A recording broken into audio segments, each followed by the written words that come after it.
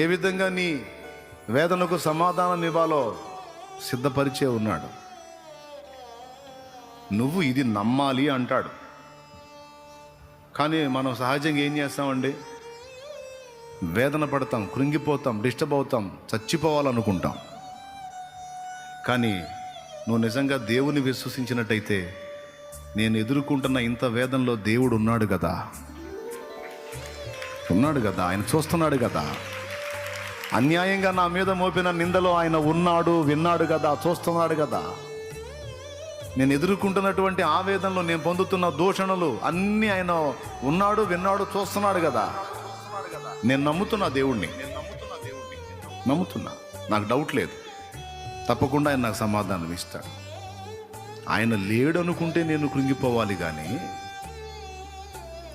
ఉన్నవాడని నేను ఎరుగుదును, నేనెందుకు కృంగిపోవాలి? నా దేవుడు ఉన్నాడు. ఈ ఒక్క ముక్క నిజంగా నువ్వు విశ్వసించగలిగితే ఏ పరిస్థితుల్లో కూడా ఇక వేదన నీ దగ్గరకు రాదు.